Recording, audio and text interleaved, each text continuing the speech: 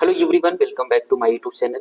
Friends, आज हम लोग देखेंगे यूपीएसआई के सामान्य ज्ञान के 40 प्रीवियस ईयर क्वेश्चंस। ठीक है, तो यहाँ पर हम देखेंगे पहला क्वेश्चन दिया गया है। पहला क्वेश्चन कह रहा है कि एक प्रकाश वर्ष क्या मापता है, यानी जो प्रकाश वर्ष है वो किसका मात्रक है। ऑप्शन ए है घनत्व, ऑप्शन बी है दूरी, ऑप्शन सी है समय, ऑप्शन डी है प्रकाश की तीव्रता। तो प्रकाश वर्ष दूरी नापता है, यानी ऑप्शन बी करेक्ट हो जाएगा। अब क्वेश्चन ये होता है, यानी हम अगर ये कहें क्या प्रकाश वर्ष दूरी का सबसे बड़ा मात्रक है, तो नहीं। दूरी का सबसे बड़ा मात्रक होता है पारसिक। पारसिक एक पारसिक बराबर होता है 3.26 प्रकाश वर्ष। प्रकाश वर्ष, एक प्रकाश वर्ष बराबर होता है, एक प्रकाश वर्ष बराबर होता है 9.46 इंटू 10⁻15 मीटर। ठीक है, ये चीजें जो है कई बार एग्जाम में ये क्वेश्चन पूछा गया है कि पारसिक किसका मात्रक है, तो पारसिक दूरी का सबसे बड़ा मात्रक है। ठीक है, इतनी चीजें यहां पर आपको जान लेना जरूरी है। अब अगर हम बात करें घनत्व की, तो घनत्व का मात्रक होता है किलोग्राम प्रति घन मीटर। किलोग्राम प्रति घन मीटर। ठीक है, और यहाँ पर समय का आपको पता होगा। प्रकाश की तीव्रता की बात करें तो इसका मात्रक होता है कैंडेला। ठीक है, अगर समय का मात्रक नहीं पता है तो आप सोचिए कि पहले आप एसआई से बाहर हैं। ठीक है, सोचना भी बहुत दूर की बात है। और ये जो आज के 40 क्वेश्चंस प्रीवियस ईयर के हैं, इसमें अगर आप 30 क्वेश्चन गेन करते हैं तो आप ये समझिए कि आप फिजिकल के लिए क्वालिफाई हैं। और अगर 35 प्लस आप गेन करते हैं तो ये मान के चलिए कि आपकी पढ़ाई ठीक ठाक है, आप सिलेक्शन के काफ़ी नज़दीक हैं। इस चीज़ को ध्यान में रखते हुए आप ईमानदारी से 40 क्वेश्चन का मतलब 40 क्वेश्चन का जो है आप समझेंगे कि 40 में हमारे कितने क्वेश्चन सही है। ठीक है, वैसे मैं एनालिसिस करता ही चलूँगा। क्वेश्चन नंबर 2 की बात करूँ तो 2 कह रहा है कि रेफ्रिजरेटर में कौन सी गैस का प्रयोग की जाती है। ऑप्शन ए है अमोनिया, ऑप्शन बी है कार्बन डाइऑक्साइड, ऑप्शन सी है क्लोरीन, ऑप्शन डी है हाइड्रोजन। तो आपको बताना है इसका करेक्ट आंसर क्या होगा। इसके करेक्ट आंसर की बात करें तो इसका करेक्ट आंसर हो जाएगा अमोनिया, यानी ए ऑप्शन इज करेक्ट। अब रेफ्रिजरेटर में जो वाष्पीकरण होता है, वाष्पीकरण द्वारा जो ठंडक उत्पन्न होती है वो अमोनिया गैस के कारण होती है। ठीक है ना, ये जो द्रव होता है ये अमोनिया, ये रेफ्रिजरेटर में भरी जाती है। अब कभी कभी होता क्या है कि अमोनिया ना दे करके वो फ्रियान दे देता है। क्या देता है? फ्रियान। इसको भी आप याद रखेंगे, अगर अमोनिया नहीं है तो फ्रियान जरूर याद करेंगे। ठीक है, आगे बढ़ेंगे। क्वेश्चन नंबर 3 की अगर हम बात करें तो क्वेश्चन नंबर 3, ठोस कार्बन डाइऑक्साइड को भी कहा जाता है, यानी क्या कहा जाता है? गहन जमी बर्फ, शुष्क हिम, कार्बन का समस्थानिक, और ऑप्शन डी है हिम। तो आपको बताना है इसका करेक्ट आंसर क्या होगा। इसका करेक्ट आंसर हो जाएगा ऑप्शन बी, शुष्क हिम। इसका जो तापमान होता है वो पानी की तुलना में कम होता है और मुख्य रूप से ये अवशेष नहीं छोड़ते हैं। और इसका अगर व्यापक रूप से हम बात करें तो इसका सबसे ज़्यादा यूज जो होता है वो भोजन को संरक्षित करने के उद्देश्य से इसका प्रयोग किया जाता है। ठीक है ना। क्वेश्चन नंबर 4 की अगर हम बात करें तो क्वेश्चन नंबर 4 कह रहा है निम्नलिखित में से कौन सा यौन संक्रमण है। यौन संक्रमण आपको पता होगा। ऑप्शन दिया है ए टाइफाइड, ऑप्शन बी है हैजा, ऑप्शन सी है रेबीज, ऑप्शन डी है सिफिलिस। तो इसका करेक्ट आंसर क्या हो जाएगा? सिफिलिस। इसको हिंदी में उपदंश भी कहते हैं, इसको भी आपको ध्यान में रखना है। जो सन 2021 में पूछा गया था वहां उपदंश ही दिया गया था। ठीक है, और ये सिफिलिस इसका इंग्लिश शब्द है। ठीक है, अब ये जो सिफिलिस है ये यौन संक्रमण रोग है और ये बैक्टीरिया से होता है, इसको भी आपको याद रखना है। बैक्टीरिया का नाम क्या है? बैक्टीरिया का नाम है ट्रोपोनिया। ट्रोपोनिया पैडिलम बैक्टीरिया। ठीक है, इसको आपको याद रखना है। ये यौन के संपर्क से फैलता है और ट्रोपोनिया पैडिलम बैक्टीरिया से होता है और इसको हम सिफिलिस कहते हैं। आगे बढ़ेंगे। क्वेश्चन नंबर 5 की अगर हम बात करें तो क्वेश्चन नंबर 5 कह रहे हैं कोशिका का शक्ति गृह, पावर हाउस है। ऑप्शन ए गोल्जी समृद्ध, ऑप्शन बी है अंतर्द्रव्यी जालिका, ऑप्शन सी है लाइसोसोम, ऑप्शन डी है माइक्रोकांड्रिया। तो इसका करेक्ट आंसर क्या होगा? इसका करेक्ट आंसर हो जाएगा ऑप्शन डी माइटोकॉन्ड्रिया। माइटोकॉन्ड्रिया को जो है वो कोशिका का पावर हाउस कहा जाता है। ठीक है, आगे बढ़ेंगे। क्वेश्चन नंबर 6 की अगर हम बात करें तो क्वेश्चन नंबर 6 कह रहा है कि पशुओं के प्रति क्रूरता रोकथाम अधिनियम को वर्ष में अधिनियमित किया गया था। ऑप्शन ए दिया गया है 1962, ऑप्शन बी है 1961, ऑप्शन सी है 1960, ऑप्शन डी है 1963। तो इसका करेक्ट आंसर हो जाएगा option C 1960। Option C is correct answer. अब ये जो पशुओं के प्रति जो अधिनियमित किया गया था, ये इसका उद्देश्य था कि पशुओं को जो दी जाने वाली अनावश्यक पीड़ा और कष्ट होती थी उसको रोकना, यानी उसको रोकथाम करना। ठीक है, ये देखिए सन 2021 में पूछा गया है। ठीक है, इसको आपको ध्यान रखना है। आगे बढ़ेंगे, देखेंगे क्वेश्चन नंबर अगर 7 की बात करें तो क्वेश्चन नंबर 7 कह रहा है कि भारत का पहला अंतरिक्ष वन है। ये यूपीएससी सन 2017 का क्वेश्चन है, हमें इंपॉर्टेंट लगा इसलिए हमने इसको लिया। ऑप्शन ए देखेंगे तो गिर दिया गया है, ऑप्शन बी है कार्बेट राष्ट्रीय उद्यान, ऑप्शन सी है काजीरंगा, ऑप्शन डी है सतपुड़ा राष्ट्रीय उद्यान। तो इसके करेक्ट आंसर की बात करें तो इसका करेक्ट आंसर हो जाएगा ऑप्शन डी सतपुड़ा राष्ट्रीय उद्यान। अब जो भारत में वन संरक्षित किए जा रहे थे, यानी जो प्रावधान बना था वो प्रावधान बना था 1927 में। प्रावधान का मतलब ये है कि एक अधिनियम लाया गया था कि वन को संरक्षित करने के लिए। तो क्वेश्चन अगर पूछा जाए कि वन संरक्षित करने के लिए अधिनियम कब लाया गया था तो 1927 में।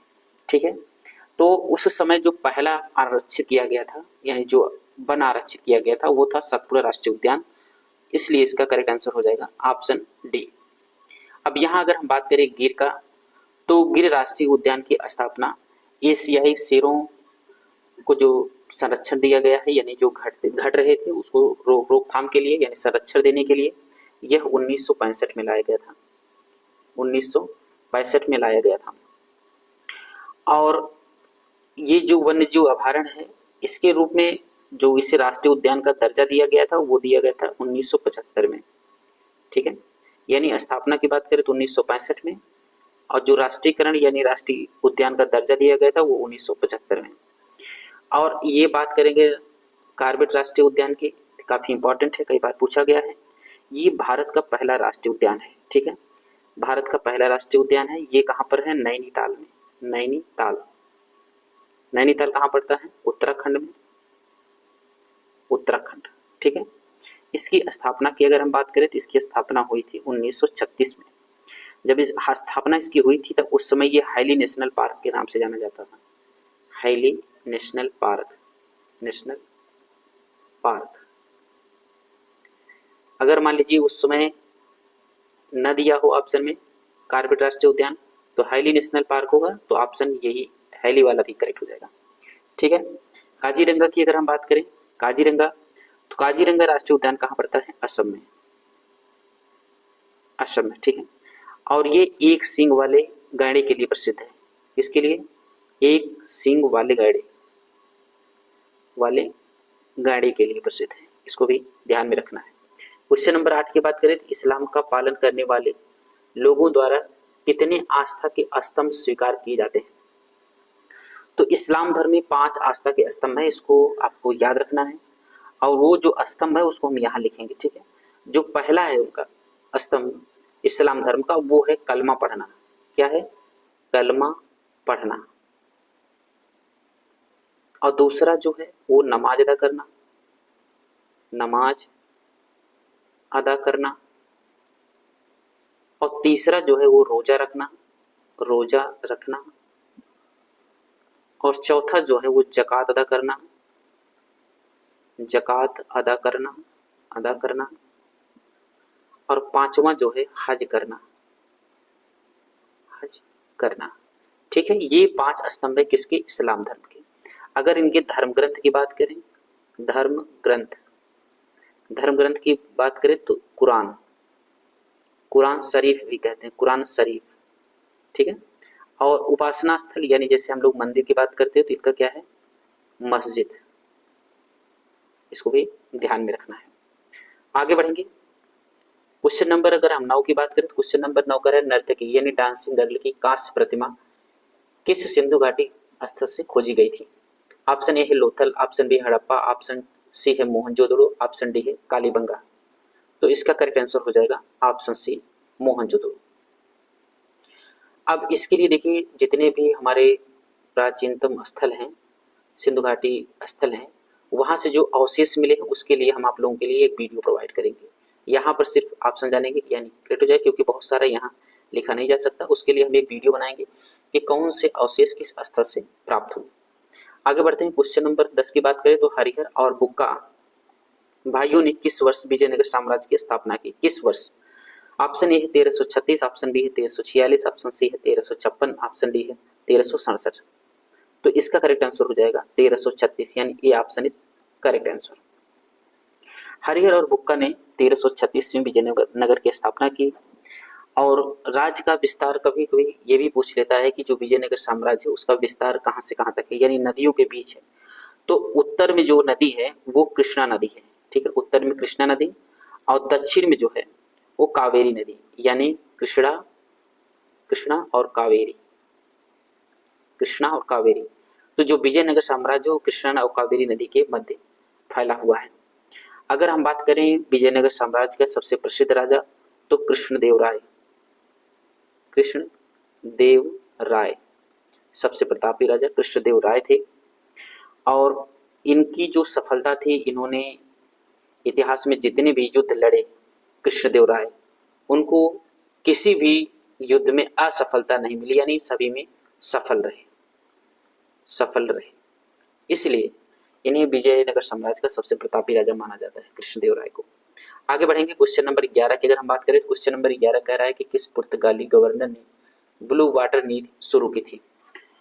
ये भी यूपीएससी 2021 का क्वेश्चन है। ऑप्शन ए है Afonso de Albuquerque, option B है Vasco da Gama, option C है Nuno da Cunha, option D है फ्रांसिस्को डी अल्मीडा। तो यहाँ पर करेक्ट आंसर की अगर हम बात करें तो करेक्ट आंसर हो जाएगा option D Francisco de Almeida. Vasco da gamma तो खोज किया था, ठीक है, समुद्री मार्ग की खोज किया था भारत आने के लिए। और यहाँ पर अगर हम बात करें फ्रांसिस्को डी अल्मीडा की, तो इन्होंने 1505 ईस्वी में पहला पुर्तगाली गवर्नर बनकर भारत आया था। अल्मीडा ने ही सबसे पहले जो है ब्लू वाटर नीति जो है भारत में अपनाई। इसका उद्देश्य था कि हिंद महासागर में जितने व्यापारिक केंद्र हैं, व्यापार जो होते हैं उसको नियंत्रित स्थापित करना, यानी नियंत्रण करना, ठीक है। क्वेश्चन 12 की बात करें, क्वेश्चन नंबर 12 कह रहे हैं भारत में साइमन कमीशन किस वर्ष आया? ठीक है, किस वर्ष आया और किस वर्ष इसका गठन हुआ ये भी देखेंगे। अब यहाँ पर ऑप्शन देखेंगे तो 1629, 1931, 1928, 1930। तो इसके करेक्ट आंसर की बात करें तो इसका करेक्ट आंसर हो जाएगा ऑप्शन सी 1928। यहाँ आने की बात हो रही है। अगर बात करें तो साइमन कमीशन का जो गठन हुआ था वो 8 नवंबर 1927 को हुआ था, 8 नवंबर 1927। अब सोचिए कि साइमन कमीशन का गठन क्यों हुआ था, उसका उद्देश्य क्या था? उसका उद्देश्य था कि मॉन्टेग्यू चेम्सफोर्ड में जो सुधार हुआ था उसकी जांच करना, ठीक है, उसकी जांच करने के लिए, यानी मॉन्टेग्यू चेम्सफोर्ड जो बना था उसकी जांच करने के लिए, ठीक है। और अगर बात करें कि साइमन कमीशन भारत कब आया था तो वो 3 फरवरी 1928 को, 3 फरवरी 1928 को वो भारत आया, ठीक है। सभी सदस्य अंग्रेज होने के कारण, यानी जो साइमन कमीशन था उसमें सभी जो सदस्य थे वो अंग्रेज होने के कारण भारतीयों ने आंदोलन कर दिया और इसका विरोध खूब जोरों से हुआ। इतना विरोध हुआ कि 30 अक्टूबर 1928 को लाहौर में जब लाला लाजपत राय के नेतृत्व में चल रहा था विरोध, तो साइमन कमीशन ने उनके ऊपर लाठियां चार्ज करवा दी और जिससे उनकी मृत्यु हो जाती है। और जब मृत्यु हो गई तो जब लाठी चार्ज हो रही थी तो उन्होंने ये कोटेशन कहा था, यानी ये कथन उन्होंने कहा था कि मेरे ऊपर बरसी हर एक लाठी की चोट अंग्रेजों की ताबूत की अंतिम कील साबित होगी। ये भी क्वेश्चन कई बार एग्जाम में पूछा गया है, इसको भी आपको याद रखना है। आगे बढ़ेंगे। क्वेश्चन नंबर 13 की अगर हम बात करें तो क्वेश्चन नंबर 13 कह रहा है कि चौरी चौरा घटना किस दिन घटी?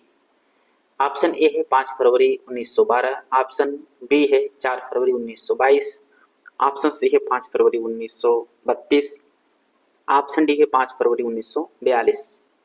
ठीक है, इसके करेक्ट आंसर की बात करें तो इसका करेक्ट आंसर 4 फरवरी 1922 होगा।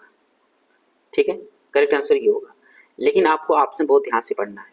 अगर यहाँ 5 फरवरी 1922 दिया होता तब भी ये ऑप्शन करेक्ट होता। ठीक है, बस इसका सन और डेट देखिए, यहाँ पर देखिए 5 फरवरी दिया है लेकिन 1912 कर दिया है, गलत। 5 फरवरी दिया है 1932 कर दिया है, 5 फरवरी दिया 1942 कर दिया है। ठीक है, अगर यहाँ 5 फरवरी 1922 करता तो भी सही था, यानी बी ऑप्शन इसका करेक्ट होगा। अब इसमें होता क्या है चौरी चौरा कांड में, चौरी चौरा नामक स्थान पर जो स्थानीय पुलिस थे और खिलाफत आंदोलन और भारतीय राष्ट्रीय कांग्रेस को जो समर्थक थे, इन दोनों के बीच एक संघर्ष हुआ और संघर्ष होने के कारण जो क्रोधित भीड़ थी वो चौरी चौरा नामक जो थाना था, स्थान पर जो थाना था, उसमें उन्होंने आग लगा दिया और 22 पुलिसकर्मी जो है उसमें जिंदा जल गए। इस घटना के कारण महात्मा गांधी ने अपना सविनय अवज्ञा आंदोलन वापस ले लिया था, यानी स्थगित कर दिया था। ये भी क्वेश्चन बार बार पूछा जाता है कि कौन सी ऐसी घटना थी जिसके कारण महात्मा गांधी ने अपना सविनय अवज्ञा आंदोलन स्थगित कर दिया था या वापस ले लिया था। तो वो आप कौन सा कांड होगा, चौरी चौरा की घटना, इसको आपको याद रखना है। आगे बढ़े क्वेश्चन नंबर 14 की अगर हम बात करें, क्वेश्चन नंबर 14 करें भारत में प्रथम नृत्य के एक कलाकार हैं, प्रथम नृत्य। ऑप्शन ए है सोनल मानसिंह, ऑप्शन बी है मल्लिका साराभाई, ऑप्शन डी है पंडित बिरजू महाराज, ऑप्शन डी है उदय शंकर। ठीक, इसका करेक्ट आंसर हो जाएगा पंडित बिरजू महाराज, यानी ऑप्शन सी करेक्ट आंसर। अगर यहाँ हम सोनल मानसिंह की बात करें तो ये भरतनाट्यम और ओडिशा के नृत्य के हैं कलाकार हैं, यानी भरतनाट्यम और ओडिसी नृत्य और मल्लिका साराभाई की अगर हम बात करें तो कुचिपुड़ी के कलाकार हैं, कुचिपुड़ी, और साथ साथ भरतनाट्यम के भी, भरतनाट्यम। ठीक है, इसको भी ध्यान रखना है। और यहाँ अगर कहें तो ये उदय शंकर, इनको भी आपको बहुत इंपॉर्टेंट क्वेश्चन है, इसको भी आपको याद रखना है। इनको जो है ना आधुनिक नृत्य के जन्मदाता कहा जाता है। क्या कहा जाता है, आधुनिक नृत्य के जन्मदाता। ठीक है, जब कभी भी क्वेश्चन पूछा जाए कि आधुनिक नृत्य के जन्मदाता किसे कहा जाता है तो उदय शंकर को कहा जाता है, इसको भी आपको ध्यान में रखना है। ठीक है, तो यहाँ पर इसका करेक्ट आंसर क्या था, ऑप्शन सी। आगे बढ़ेंगे क्वेश्चन नंबर 15 की तरफ। क्वेश्चन नंबर 15 कह रहा है निम्नलिखित में से कौन सा मानव विकास सूचकांक एक संकेतक है। ठीक है, यूपीएससी सन 2021 का क्वेश्चन है। तो यहाँ पर देखेंगे तो ऑप्शन ए दिया गया है आजीविका के अवसर, ऑप्शन बी है गरीबी अनुपात, ऑप्शन सी है जन्म के समय अनुमानित जीवन काल, ऑप्शन डी दिया है पर्यावरण की स्थिति। तो इसका करेक्ट आंसर हो जाएगा जन्म के समय अनुमानित जीवन काल, यानी option C correct answer, option C correct answer. मानव विकास सूचकांक की जो अवधारणा है वो पाकिस्तानी अर्थशास्त्री, इसको लिख देंगे, इंपॉर्टेंट है। ठीक है, जो इसकी अवधारणा है मानव विकास सूचकांक की, वो कौन दिया था, महबूब उल हक। कौन दिया था, महबूब उल हक। इसको भी आपको याद रखना है। और ये जो प्रथम मानव सूचकांक जो जारी हुआ था उसका वर्ष था 1990। क्वेश्चन भी ऐसे भी पूछा जा सकता है कि मानव विकास सूचकांक पहली बार कब जारी किया गया था, तो 1990 में। और ये जो अवधारणा दिए थे उनका नाम तो क्या था, महबूब उल हक। बहुत इंपॉर्टेंट है, याद रखना है। ठीक है, ये इसे जो है प्रतिवर्ष संयुक्त राष्ट्र विकास कार्यक्रम द्वारा जारी किया जाता है। किसके द्वारा, संयुक्त राष्ट्र विकास कार्यक्रम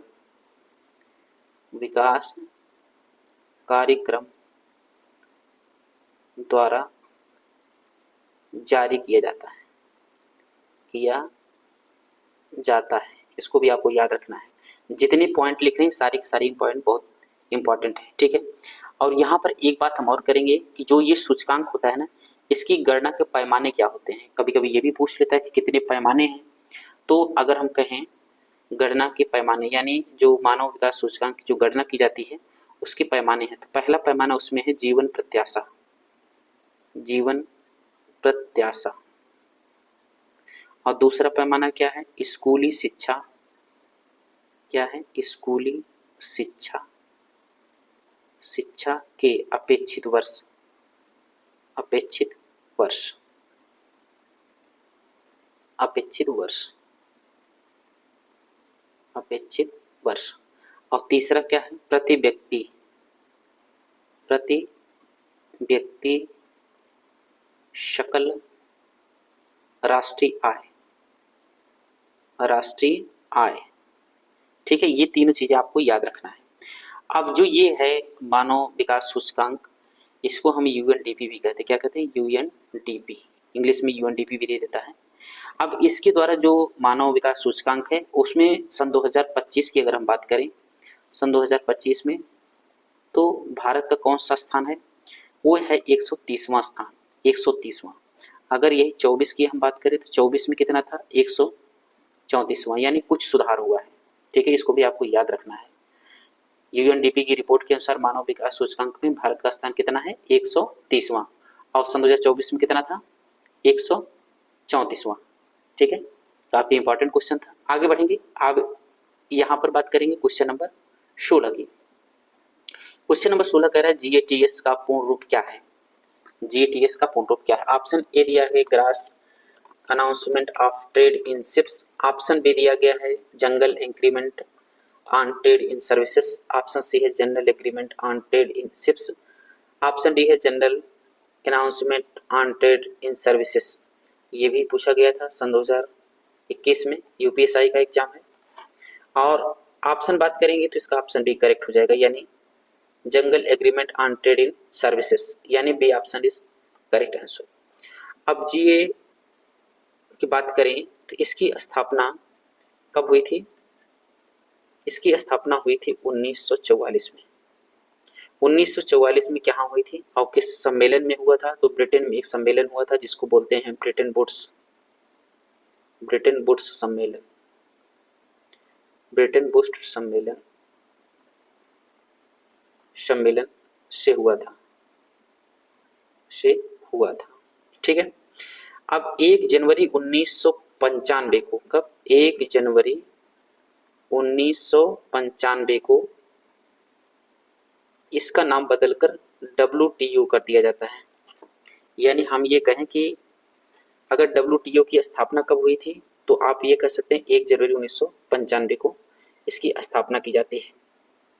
ठीक है, क्योंकि जो गेट था वो केवल वस्तुओं और व्यापार के विनिमय तक ही सीमित था, लेकिन जो WTO है ना वो सेवा क्षेत्र, बौद्धिक संपदा और व्यापार विनियमित करता था। ठीक है ना, यानी जो WTO का है इसका कार्य बहुत थे। ठीक है, और जो GATS था ये जो है लिमिट था, इसलिए अब 1 जनवरी 1995 को इसके स्थान पर WTO लाया गया। ठीक है, इसका WTO के मुख्यालय की अगर हम बात करें तो इसका मुख्यालय है जिनेवा।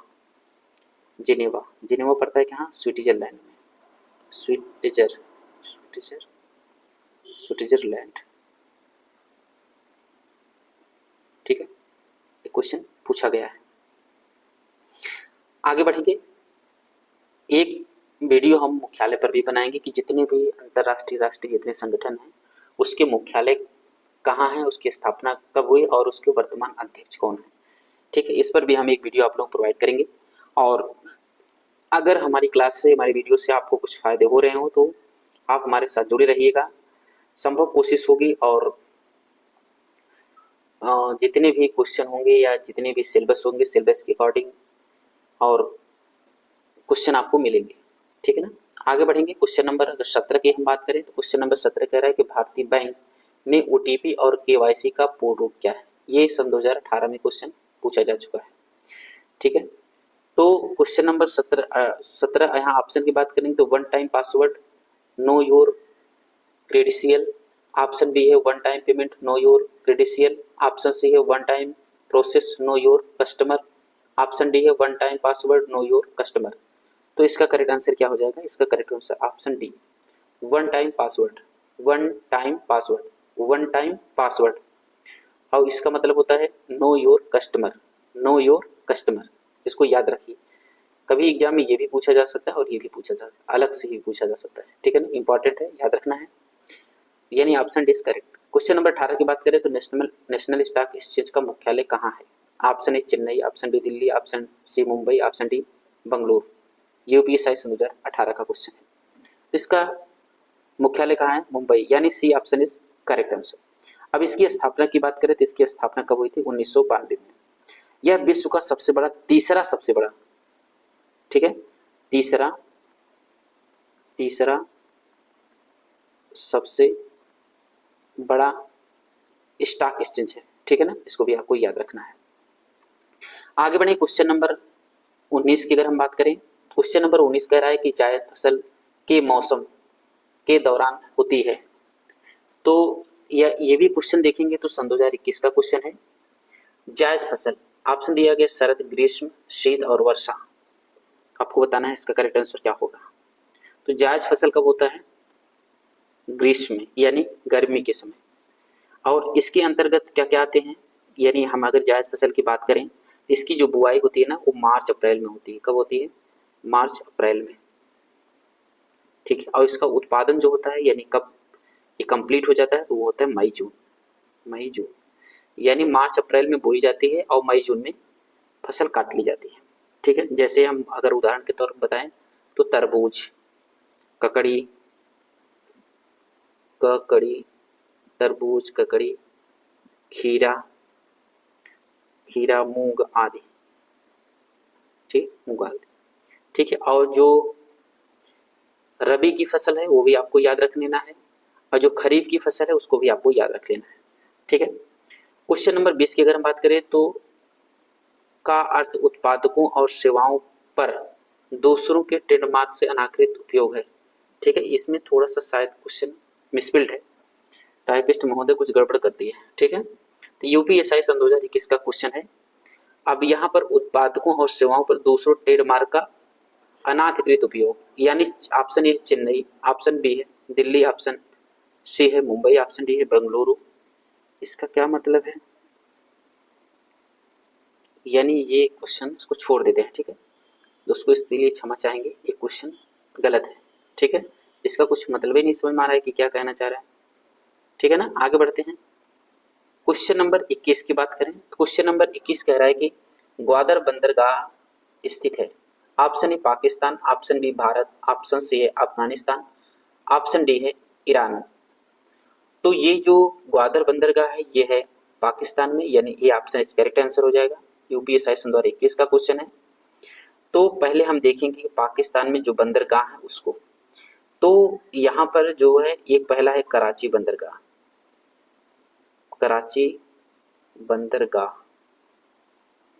ठीक है। और यहाँ कराची बंदरगाह और पोर्ट कासिम बंदरगाह,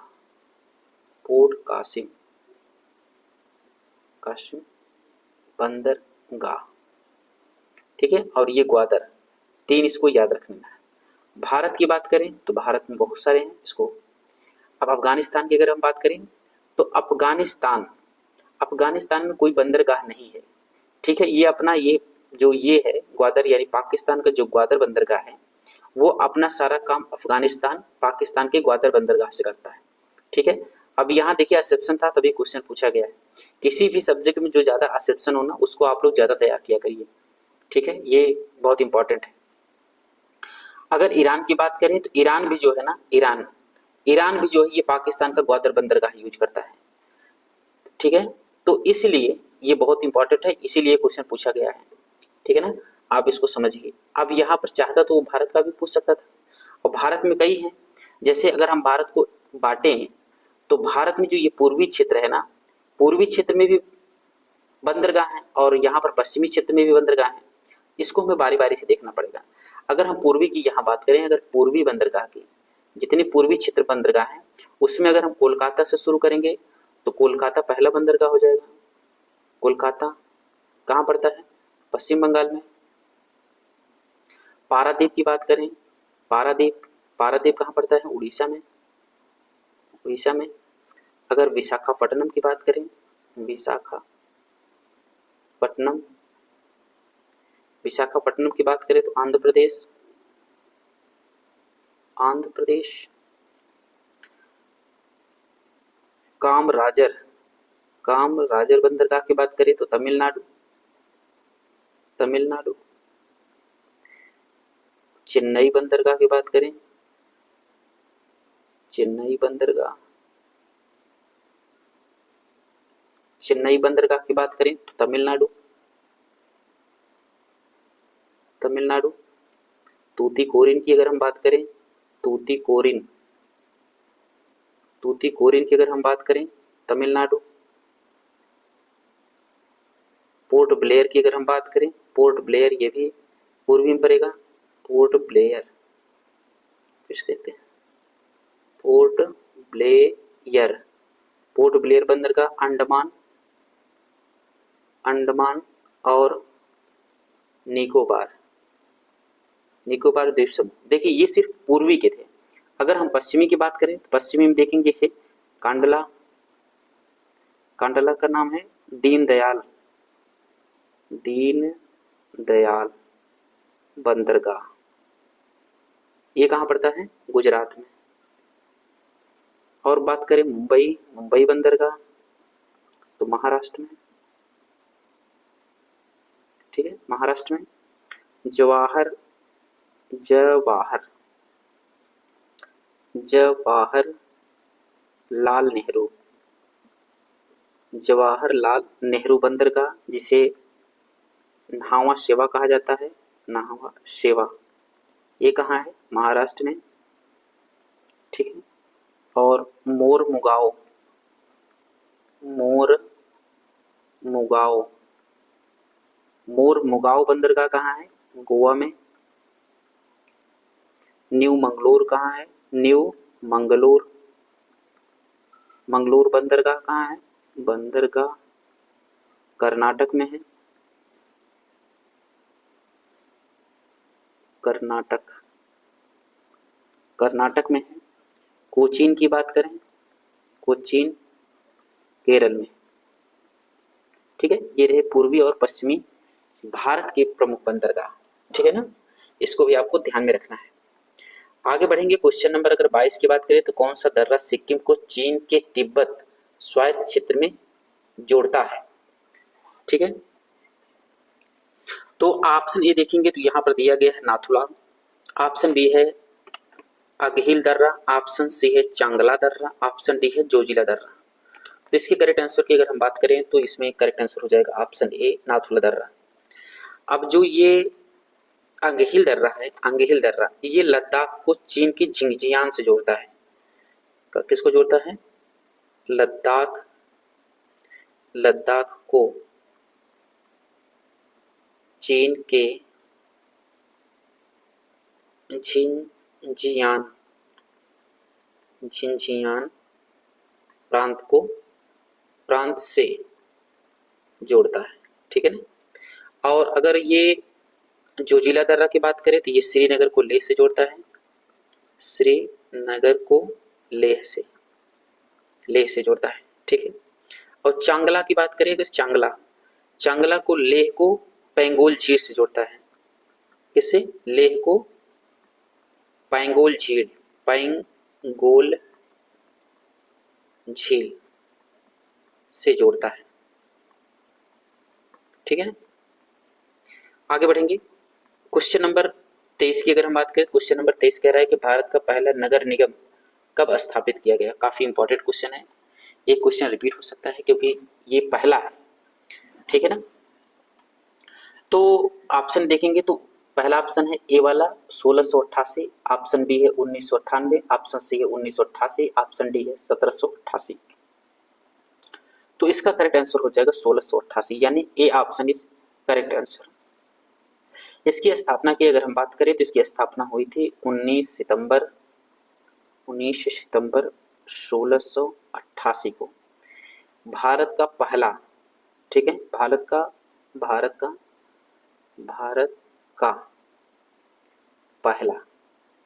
पहला नगर निगम कौन था, नगर निगम था मद्रास, कौन था, मद्रास, ठीक है, याद रखना है। अगर यहाँ सन न दे करके ये पूछेगा कि पहला नगर निगम कौन था, मद्रास, इसको भी आपको याद रखना है।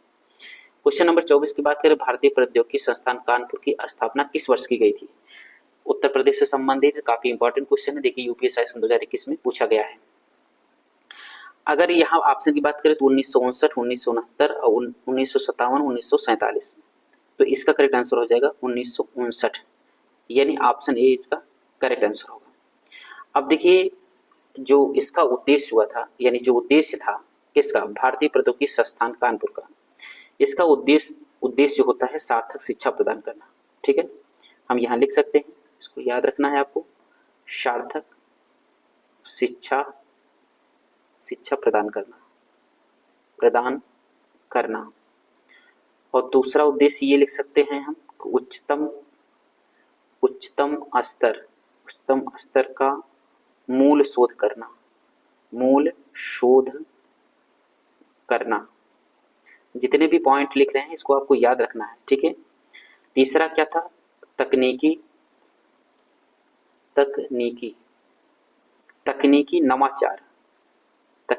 नवाचार में नवाचार प्रदान करना। ठीक है, इसको भी आपको याद रखना है।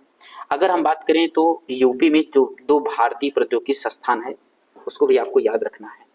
यूपी में कितने हैं, 2 भारतीय प्रौद्योगिकी संस्थान है, जिसमें एक पहला वाला जो है वो आईआईटी कानपुर है, आईआईटी कानपुर आपने देखा, और दूसरा वाला जो है ना वो आईआईटी बीएचयू है। क्या है, बीएचयू, इसको भी आपको याद रखना है। ठीक है, आगे बढ़ेंगे क्वेश्चन नंबर 25 की तरफ। क्वेश्चन नंबर 25 कह रहा है कि भू राजस्व के मुख्य स्रोत क्या है, ये भी क्वेश्चन इंपॉर्टेंट है। ऑप्शन ए है कृषि भूमि पर कर, ऑप्शन दूसरा है जल कर, ऑप्शन तीसरा है गैर कृषि भूमि का मूल्यांकन। यहाँ पर ऑप्शन ये दिया गया है कि इसमें से कौन सा सही है। तो इसके अगर हम करेक्ट आंसर की बात करें तो इसका करेक्ट आंसर ऑप्शन ए होगा। ये जो राजस्व के भूमि स्रोत है ना, इसमें ये तीनों हैं। ठीक है, कृषि भूमि पर कर, जल और गैर कृषि भूमि का मूल्यांकन करना, यानी ऑप्शन फर्स्ट जो है इसका करेक्ट आंसर होगा। क्वेश्चन नंबर 26 की हम बात करेंगे। क्वेश्चन नंबर 26 कह रहा है प्रशासनिक सुविधाओं के लिए उत्तर प्रदेश में कितने मंडल हैं? ऑप्शन ए है 20, ऑप्शन बी है 18, ऑप्शन सी है 24, ऑप्शन डी है 14। तो उत्तर प्रदेश में कितने मंडल है? उत्तर प्रदेश में 18 मंडल, यानी बी ऑप्शन इसका करेक्ट आंसर होगा। ठीक है, अगर हम जिले की बात करें उत्तर प्रदेश में कितने जिले हैं, तो जिले कितने हैं? जिले हैं 75, आपको याद रखना है। अगर यही हम ब्लॉक की बात करें, ब्लॉक की बात करें तो 825 ब्लॉक। कितने हैं? 825। अगर यही हम पंचायत की अगर हम बात करें, पंचायत तो 59,073। ठीक है, जैसे हम याद किए वैसे आपको भी बता दे रहे हैं। ठीक है ना, 59,073, इसको भी आपको याद रखना है। आगे बढ़ेंगे, क्वेश्चन नंबर 27 की बात करेंगे। क्वेश्चन नंबर 27 क्या है? राष्ट्रीय मानवाधिकार आयोग के सदस्य के सेवानिवृत्ति की आयु वर्ष है। ठीक है, इसमें ऑप्शन दिया गया है ए 60, ऑप्शन बी है 63, ऑप्शन सी है 70, ऑप्शन डी है 58। राष्ट्रीय मानवाधिकार आयोग के सदस्य की सेवानिवृत्ति आयु, इसका करेक्ट आंसर हो जाएगा option C. Option C is correct answer, 70 वर्ष। क्वेश्चन नंबर 28 की अगर हम बात करें, देखिए ये थोड़ा सा अननोन लग रहा होगा आपको, लेकिन जब आप गहराई में जाएंगे तो ऐसे क्वेश्चन पूछे जाते हैं जिसमें एक्सेप्शन मैक्सिमम देखेंगे। जो सेवानिवृत्ति होती है वो 62 या 65 साल होती है। यहाँ 60 देख करके आपको लग रहा होगा कि कैसे है, लेकिन आप जब मानवाधिकार आयोग के बारे में जब पढ़ेंगे तो इसका यह, अब मानवाधिकार आयोग के अगर गठन की हम बात करें, गठन, इसका गठन हुआ था 12 अक्टूबर 1993 को, 12 अक्टूबर 1993 को था। किसका? राष्ट्रीय मानवाधिकार आयोग का। इसके जो पहले अध्यक्ष थे, इसको भी आपको याद रखना है, पहले अध्यक्ष न्यायमूर्ति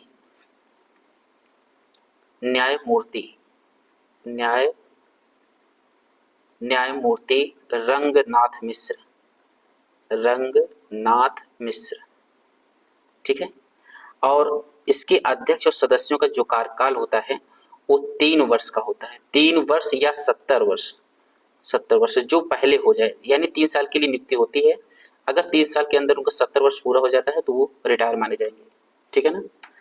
आगे बढ़ेंगे क्वेश्चन नंबर 28 की अगर हम बात करें तो क्वेश्चन नंबर 28 यहाँ पर स्पेस दिया कि स्थापना भारत की आतंकवाद रोधी क्षमताओं का समर्थन करने के लिए की गई थी।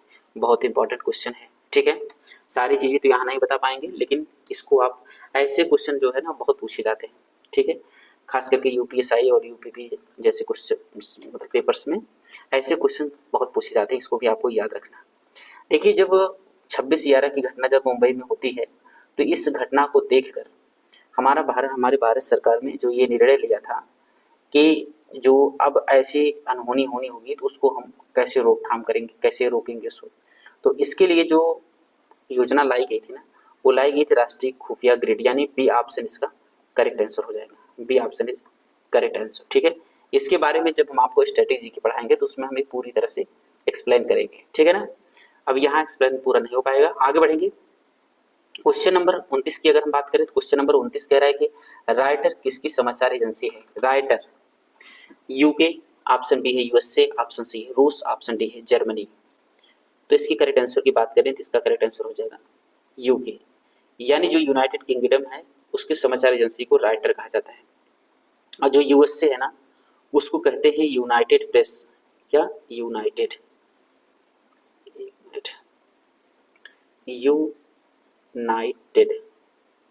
यूनाइटेड प्रेस इंटरनेशनल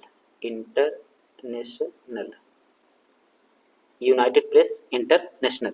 और रूस की जो समाचार एजेंसी है उसका नाम है तास, जो हम लोग खेला करते थे बचपन में। ठीक है ना। जर्मनी की बात करें तो जर्मनी के था डीपीए। ठीक है, डीपीए। आगे बढ़ेंगे क्वेश्चन नंबर 30 की बात करें तो जल संरक्षण प्रबंधन पर प्रथम संसदीय मंच कब गठित किया गया था। ऑप्शन ए है 2011, ऑप्शन बी है 2018, ऑप्शन सी है 2005, ऑप्शन डी है 2008। तो इसका करेक्ट आंसर हो जाएगा 2005, यानी C option is correct answer. देखिए, यहाँ पर जो जल संरक्षण का प्रावधान किया गया था, इसमें जो संसदीय जो फोरम बने थे उसको भी आपको, कुछ फोरम बहुत इंपॉर्टेंट है, इसको आपको याद रखने हैं। सारे फोरम तो यहाँ नहीं बता सकते, स्पेस कम है और लिखने में थोड़ा सा समस्या होती है। ठीक, इसके लिए स्पेशल क्लास बनाएंगे, उसके लिए हम पीपीटी बना देंगे तो उसमें समझाएंगे तो ज़्यादा सही रहेगा, सारी चीज़ें कवर भी हो जाएंगी। ठीक है, तो ये जल संरक्षण का सन 2005 जान गए इसके लिए फोरम। लेकिन युवा पर संसदीय फोरम, युवा पर संसदीय फोरम कब गठित हुआ था? सन 2006 में। ठीक है, और बच्चों पर संसदीय फोरम, बच्चों पर संसदीय फोरम, ये भी सन 2006। और एक और सन 2006 था क्या? जनसंख्या पर संसदीय फोरम, ये भी था सन 2006। 3 चीजें जो है सन 2006 थी। एक विकास लक्ष्य वाला याद करिए, बहुत इंपॉर्टेंट है। विकास लक्ष्य सिविल में क्वेश्चन पूछा गया है। ठीक है, विकास लक्ष्य संसदीय फोरम कब लागू हुआ या गठन कब हुआ? संसदीय फोरम, ये सन 2013। ठीक है, और भी है लेकिन इतनी इंपॉर्टेंट है। आगे बढ़ेंगे क्वेश्चन नंबर 31 की तरफ। क्वेश्चन नंबर 31 कह रहा है कि दिल्ली लाहौर बस सेवा पहली बार कब शुरू की गई थी। ऑप्शन ए है सन 2010, ऑप्शन बी है सन 2015, ऑप्शन सी है सन 2016, ऑप्शन डी है सन 1999। तो आपको बताना है इसका करेक्ट आंसर। ठीक है, यूपीएसआई सन 2021। तो इसका करेक्ट आंसर जो हो जाएगा वो हो जाएगा 1999, यानी option D is correct answer. देखिए, ये जो दिल्ली लाहौर बस सेवा थी इसे ना सन 2001 में बंद कर दिया गया था। कुछ आतंकी हमले हुए थे जिसके सिलसिले में से बंद कर दिया जाता है। लेकिन सन 2003 में, कब? सन 2003 में इसे फिर से लागू कर दिया जाता है, और जो ये बस सेवा चलती है ना, इसका एक नाम दिया गया सदा ए सरहद। ठीक है, सदा ए सरहद, इसको भी आपको याद रखना है। क्वेश्चन ऐसे भी पूछ सकता है, सदा ए सरहद किस सेवा पर्पज से बनाया गया है? तो वो बस सेवा है। ठीक है, उसमें ऑप्शन दे देगा एयर सेवा या ट्रेन सेवा, सारी चीज। सदा ए सरहद, इसको भी आपको ध्यान में रखना है, ये बस सेवा है। क्वेश्चन नंबर 32 की बात करें तो अस्थायी मध्यस्थता न्यायालय में स्थित है।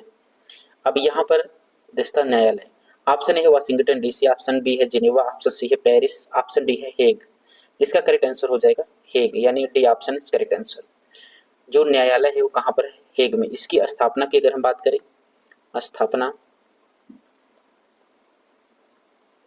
की बात करें तो इसकी स्थापना हुई थी 1899 में, 1899 में शायद, हाँ 1899 में ही हुई थी। इसकी स्थापना कब हुई थी? 1899 में। ठीक है, अगर थोड़ा सा गड़बड़ हो तो आप देख लीजिएगा, वैसे तो यही है। ठीक है ना। और ये कहाँ पड़ता है? हेग जो है, हेग पड़ता है नीदरलैंड में। कहाँ पड़ता है? नीदरलैंड में, जो अंतर्राष्ट्रीय न्यायालय का मुख्यालय है। ठीक है, इसको भी आपको ध्यान में रखना है। आगे बढ़ेंगे क्वेश्चन नंबर 33 की अगर हम बात करें, क्वेश्चन नंबर 33 कह रहा है माल और सेवा कर परिषद का गठन किस वर्ष किया गया था? ऑप्शन ए सन 2008, ऑप्शन बी सन 2018, ऑप्शन सी है 2012, ऑप्शन डी है 2016। तो इसका करेक्ट आंसर हो जाएगा ऑप्शन डी, सन 2016। ठीक है, आगे बढ़ेंगे। अगर इसके बारे में हम देखिए, अगर कहें तो जो इसकी अध्यक्षता करते हैं, यानी जो माल एवं सेवा कर जो परिषद का गठन होता है ना, ये जो वित्त मंत्री होते हैं, केंद्रीय वित्त मंत्री द्वारा सभी, और राज्यों के जो वित्त मंत्री होते हैं परिषद के, इसके सदस्य होते हैं। ठीक है ना, किसके? जो माल एवं सेवा कर होता है। इसका करेक्ट आंसर क्या हो जाएगा? Option D. क्वेश्चन नंबर 34 की अगर हम बात करें, भारतीय संविधान के निर्माताओं द्वारा किस देश के संविधान से केंद्र के पास अवशिष्ट शक्तियां होने की संकल्पना को लिया गया था? अवशिष्ट शक्तियां केंद्र के पास। ठीक है, अब यहाँ पर देखेंगे तो ये भी यूपीएससी 2021 में क्वेश्चन पूछा गया था। ऑप्शन ए दिया गया है संयुक्त राज्य अमेरिका, ऑप्शन बी है ऑस्ट्रेलिया, ऑप्शन सी है कनाडा, ऑप्शन डी है यूनाइटेड किंगडम यानी यूके। तो आपको बताना है इसका करेक्ट आंसर क्या होगा।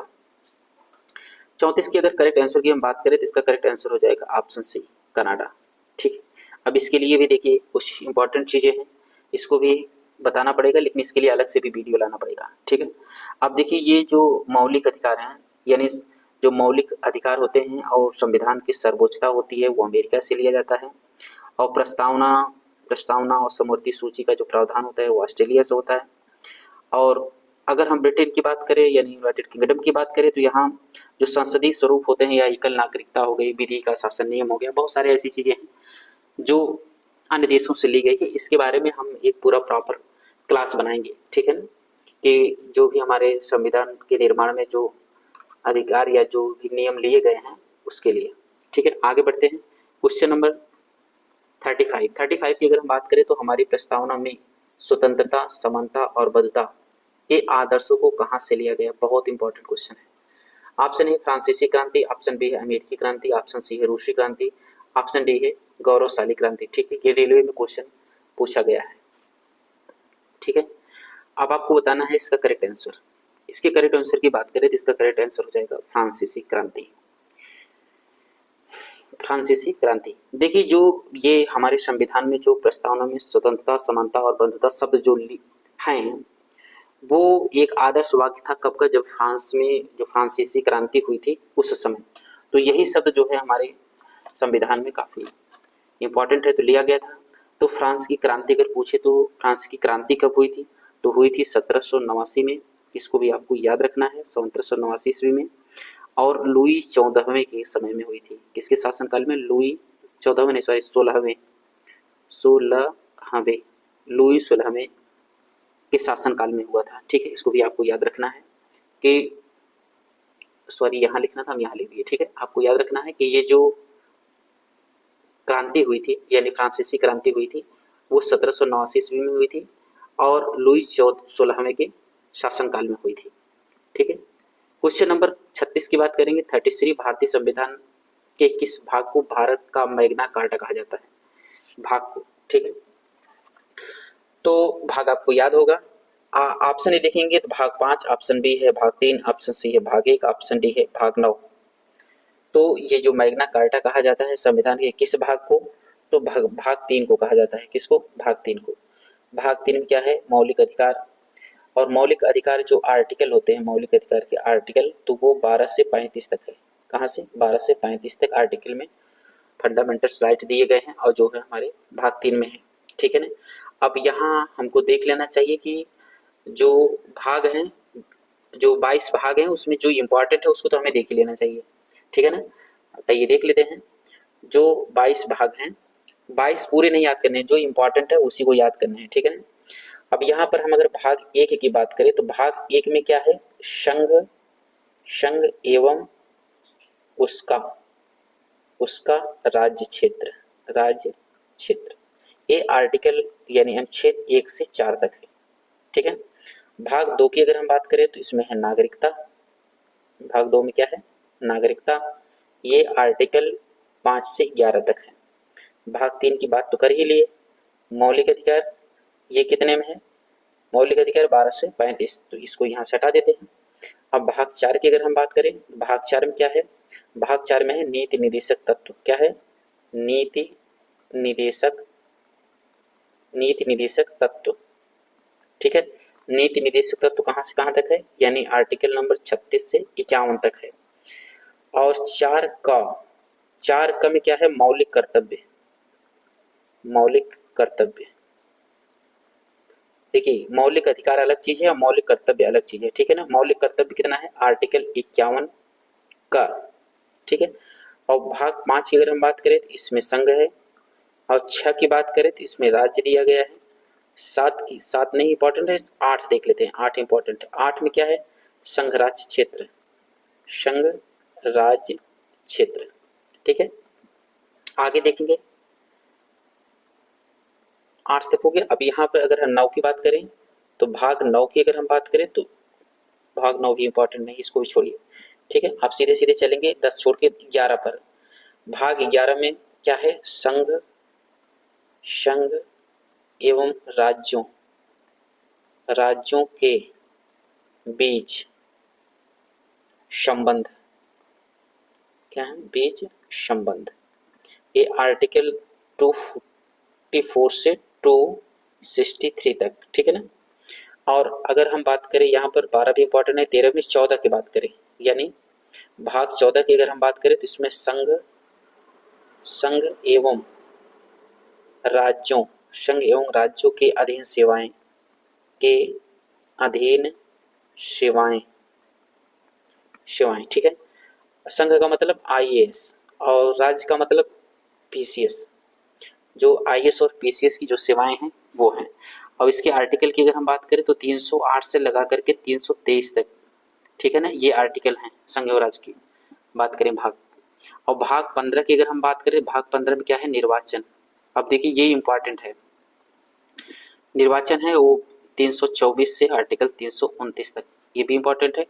अगर 16 छोड़ दे 17 की बात करें तो 17 में है राजभाषा, ये भी इंपॉर्टेंट है, राजभाषा, ये आर्टिकल 343 से लगा करके 351 तक है, 343 से 351 तक। अगर 18 की हम, ये भी इंपॉर्टेंट है, ये भी इंपॉर्टेंट है, ठीक है। 18 की बात करें तो आपात उपबंध, क्या है, आपात उपबंध, उपबंध, आपात उपबंध किसमें है, 352 से 360।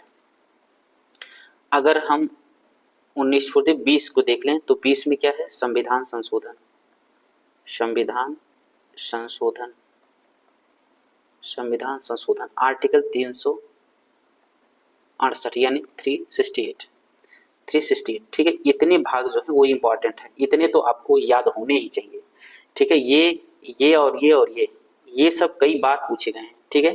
खैर ठीक है, आगे बढ़ेंगे। क्वेश्चन नंबर अगर हम 37 की बात करें तो क्वेश्चन नंबर 37 कह रहा है कि राष्ट्रीय अनुसूचित जाति आयोग के अध्यक्ष तथा सदस्यों की नियुक्ति कौन करता है। तो भारत में मैक्सिमम नियुक्ति जो है वो राष्ट्रपति करता है, ठीक है। तो यहाँ पर ऑप्शन भारत के राष्ट्रपति, भारत का प्रधानमंत्री, केंद्रीय सामाजिक एवं न्याय अधिकारिता मंत्री, भारत के मुख्य न्यायाधीश। तो इसका करेक्ट आंसर क्या हो जाएगा, ऑप्शन ए, भारत के राष्ट्रपति, किसके, राष्ट्रीय अनुसूचित आयोग के अध्यक्ष और सदस्य की नियुक्ति, ठीक है। और आगे बढ़े क्वेश्चन नंबर 38 की अगर हम बात करें तो क्वेश्चन नंबर 38 कह रहा है भारत में सर्वोच्च न्यायपालिका निकाय कौन सी है, सर्वोच्च न्यायपालिका। ऑप्शन ए है भारत के राष्ट्रपति, उच्च न्यायालय, ब्रिटिश प्रिवी काउंसिल और उच्चतम न्यायालय। सर्वोच्च, सर्वोच्च की बात किया है तो इसका करेक्ट आंसर क्या हो जाएगा, उच्चतम न्यायालय, ठीक है। जो न्यायपालिका का निकाय होता है सबसे नीचे जो है, नीचे होता है जिला, जिला न्यायालय, क्या होता है, जिला न्यायालय। फिर इसके बाद होता है उच्च न्यायालय, उच्च न्यायालय, और फिर होता है सर्वोच्च, उच्चतम न्यायालय। लिखेंगे सर्वोच्च न्यायालय या उच्चतम न्यायालय, एक ही मतलब होता है, उच्चतम न्यायालय। ठीक है, तो ये चीजें आपको याद होनी चाहिए। आगे बढ़ेंगे क्वेश्चन नंबर 39। भारतीय संविधान की 12वीं अनुसूची में नगर पालिका के कार्य क्षेत्र में कितने कार्यात्मक मदों को रखा गया है? ठीक है, बहुत इंपॉर्टेंट क्वेश्चन है। ठीक है, अब ये भी देखेंगे तो 2021 का यूपीएसआई का क्वेश्चन है। ऑप्शन ए है 18, ऑप्शन बी है 24, ऑप्शन सी है 13, ऑप्शन डी है 10। तो इसके करेक्ट आंसर की अगर हम बात करें तो इसका करेक्ट आंसर हो जाएगा ऑप्शन ए, यानी 18। नगर पालिकाओं के अधिकार के जो अधिकार होते हैं, यानी जो अधिकार क्षेत्र होते हैं या कहीं उसके कर्तव्य जो होते हैं, वो भारतीय संविधान की 12वीं अनुसूची में है। किसमें है? 12वीं अनुसूची में यहाँ लिखा गया है। ठीक है ना, इसका उल्लेख किया गया है। और इसमें किसने कार्यात्मक मद है, यानी हम कितने इसमें विषय हैं। ठीक है, यहाँ कार्यात्मक मदों के स्थान पर विषय लिख सकता है कि जो नगर पालिका है उसके अंतर्गत कितने विषय हैं, यानी कितने विषय रखे गए हैं, इसको भी आपको याद रखना है। आप देखिए, अगर इसके विषय की हम बात करें तो पहली बात तो हमें ये याद रखना है कि जो 12वीं अनुसूची में 18 विषय शामिल किए गए हैं। ठीक है, ये याद रखना है। और दूसरा, यह अनुसूची भारतीय संविधान के 74वें संविधान संशोधन अधिनियम 1992 में जोड़े गए थे। कब जोड़े गए थे, इसको भी आपको लिख देते हैं। ये जोड़े गए थे 74वें संविधान संशोधन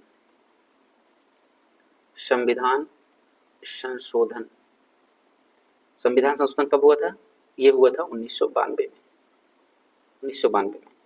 तो जो 74वें संविधान संशोधन 1992 द्वारा ये जोड़ा गया था, क्या? नगर पालिका। किसमें? हमारे भारतीय संविधान में। ठीक है, और एक चीज और याद रखने लेना है कि जो ये 12वीं अनुसूची है, 11वीं अनुसूची में क्या है? 11वीं अनुसूची में हमारे पंचायती राज व्यवस्था है। क्या है? पंचायती राज व्यवस्था। इसको भी आपको याद रखना है। और पंचायती राज व्यवस्था जो है ना, वो 73वें, यहाँ 74वें हैं, वो 73वें संविधान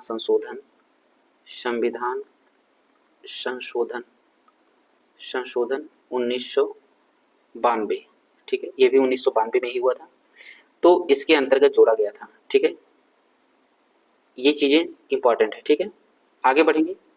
अब अगर यहाँ पर देखेंगे तो बहुत सारी चीजें हैं कि जैसे हम ये कहें कि जितनी भी अनुसूची हैं, 12 अनुसूचियां हैं, 12 अनुसूचियां, तो 12 अनुसूचियों को अगर हम देखें यहाँ पर 12 अनुसूची, अगर हम पहली अनुसूची की बात करें तो पहली अनुसूची में राज्य व केंद्र शासित प्रदेशों और उनके क्षेत्र का उल्लेख किया गया है। अनुसूची अगर हम 2 की अगर हम बात करें तो 2 में क्या है? जो संवैधानिक पदाधिकारी होते हैं उनके वेतन की बात की जाती है। ठीक है, यहाँ प्रदेश और केंद्र शासित क्षेत्र, प्रदेश इसे लिखते हैं। ठीक है, तो राज्य व केंद्र शासित प्रदेश, राज्य व केंद्र शासित प्रदेश के बारे में उल्लेख है। और दूसरे में अगर हम बात करें तो दूसरे में जितने भी संवैधानिक अधिकारी होते हैं उनके वेतन की बात की गई है। ठीक है, और यही अनुसूची अगर हम 3 में बात करें तो अनुसूची जो 3 है ना, वो शपथ के बारे में, जितने भी संवैधानिक पदाधिकारी हैं उनके शपथ के बारे में उल्लेख है। और अगर हम 4 की बात करें तो 4 में जो है अनुसूचित जातियों और जनजातियों के लिए राज्यसभा में जो सीटों का आवंटन है उसके बारे में भी वो बताता है। तो राज्यसभा में सीटों का आवंटन। ठीक है, सीटों का आवंटन। ठीक है, क्लास नहीं है, एक्सप्लेनेशन है। और अगर हम 5 की बात करें तो 5 में अनुसूचित क्षेत्रों और अनुसूचित जनजातियों के प्रशासन के बारे में दिया गया है। ठीक है, अगर 6 की हम बात करें तो 6 में कुछ विशेष राज्य हैं जैसे असम, मेघालय, त्रिपुरा और मिजोरम की जनजातियों के प्रशासन के बारे में। उसी प्रकार अगर हम 7 में बात करेंगे तो 7 में भी इसी बारे में दिया गया है। और अगर 8 की हम बात करें तो 8 में 22 भाषाओं का उल्लेख किया गया है। 9 की बात करें तो उसमें भूमि सुधार संबंधी कानून है। 10 की बात करें तो उसमें दल बदल है। और 11 की बात करें तो अभी हमने बात किया, इस पर जिक्र किया। 12 की बात किया तो नगर पालिका, और 11 में क्या है? 12 में नगर पालिका है, 11 में क्या है? जो हमारे ग्रामीण परिवेश है उसके लिए। ठीक है ना, ये सारी चीजें आपको याद होनी चाहिए। आगे बढ़ेंगे क्वेश्चन नंबर 40 की अगर हम बात करें तो भारतीय संविधान में वित्तीय आपातकाल का उल्लेख किया गया है। तो वित्तीय आपातकाल का उल्लेख कहाँ किया गया? वित्तीय आपात, तो वित्तीय आपात में यहाँ ऑप्शन देखेंगे तो अनुच्छेद 352, अनुच्छेद 360, अनुच्छेद 320, अनुच्छेद 275। ठीक है, तो इसकी करेक्ट आंसर की बात करें तो यहाँ वित्तीय आपात किया गया है, तो यानी ऑप्शन बी करेक्ट हो जाएगा, यानी 360। अब इसके बारे में जैसे हम राष्ट्रीय आपात की अगर हम बात करें तो राष्ट्रीय आपात की अगर हम बात करें तो 352 आर्टिकल 352 में है। वहीं राष्ट्रपति शासन की अगर हम बात करें, राष्ट्रपति शासन की अगर हम बात करें तो 356 में है। और अगर वित्तीय आपात की हम बात करें, जो दिया गया है वित्तीय आपात की अगर हम बात करें तो ये 360, इसको भी आपको ध्यान में रखना है। दोस्तों ये हमारी क्लास कैसी लगी, आप हमारे साथ जुड़े उसके लिए बहुत बहुत धन्यवाद। और कितने क्वेश्चन आपके सही हुए आप कमेंट बॉक्स में कमेंट करिए और हमसे जुड़े रहिए। हम आप लोगों के लिए ऐसे ही प्रीवियस ईयर के सारे क्वेश्चन भी करवाएंगे और उसी लेवल के क्वेश्चन मॉक टेस्ट के रूप में लाएंगे और हर टॉपिक के छोटे छोटे वीडियो के रूप में हम आपको समझाते रहेंगे। बस दोस्तों यहीं तक, मिलेंगे हम अगली क्लास में, तब तक के लिए